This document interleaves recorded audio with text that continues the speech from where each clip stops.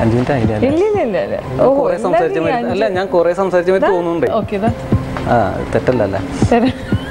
പിന്നെ നിതേരെ വേറൊരു സമ്പാദ്യം എന്ന് പറഞ്ഞാൽ 2 നല്ല സുന്ദര കുട്ടന്മാരായ ആമക്കളുണ്ട്. ഒരാൾ ഭയങ്കര ക്വയറ്റാണ്, ഒരാൾ കുറച്ച് കുറുമ്പനാണ്.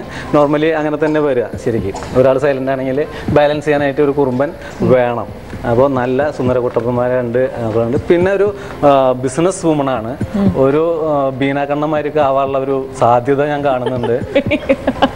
അങ്ങനെ അങ്കമാലിയിൽ മാത്രം ഒതുങ്ങി നിൽക്കാതെ കൊച്ചിനിൽ അല്ലെങ്കിൽ കേരളത്തിൽ അറിയപ്പെടുന്ന ഒരു ബിസിനസ് വുമണായിട്ട് മാറാനുള്ള ഒരു സാധ്യത ഒരു മുഖത്ത് നിതേരെ ഞാൻ കാണുന്നുണ്ട്. അപ്പോൾ അത് മാക്സിമം ശ്രമിക്കുക. വിതിൻ 2-3 ഇവിടെ നിന്ന് പോകുമ്പോൾ ഇപ്പോൾ തന്നെ നല്ലൊരു ഫെയിം ആയിട്ടുണ്ടല്ലോ. ആ ഫെയിം മൂണിയും വെച്ചുകൊണ്ട് ഒരു അനദർ 1 ഇയറിനുള്ളിൽ കൊച്ചിയിൽ അറിയപ്പെടുന്ന ഒരു ബിസിനസ് വുമണായിട്ട് മാറാനായിട്ട് നിതയ്ക്ക് കഴിയുമെന്നാണ് എൻ്റെ കണക്കുകൂട്ടൽ. ഇത് കൂട്ടി വെച്ചൊന്നും സംശയമുണ്ട്. സത്യമായിട്ടും അതെ, ഞാൻ എത്ര പറഞ്ഞു തൊണ്ടയിലെ വെള്ളം പറ്റി.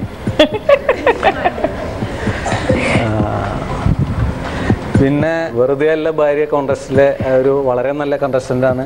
എപ്പോഴും നല്ല ടാസ്കുകളൊക്കെ വരുമ്പോൾ ഹസ്ബൻഡിനെ ഒരുപാട് സപ്പോർട്ട് ചെയ്യാറുണ്ട്. അതാണ് പറഞ്ഞിരുന്നത്.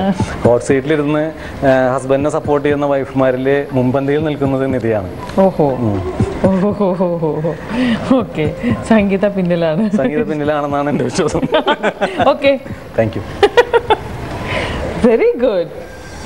നന്നായി.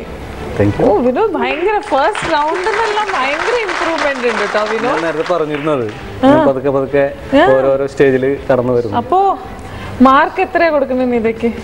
ഇത്രയും പറഞ്ഞാൽ എനിക്കൊരു നെഗറ്റീവും കാണാൻ പറ്റാത്ത നിലയ്ക്ക് എനിക്ക് 9.5 ഇപ്പോൾ കൊടുക്കേണ്ടി വരും ഈ റൗണ്ടിൽ.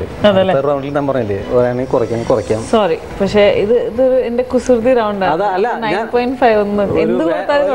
പക്ഷെ ഇപ്പോൾ കൊടുക്കേണ്ടി വരും.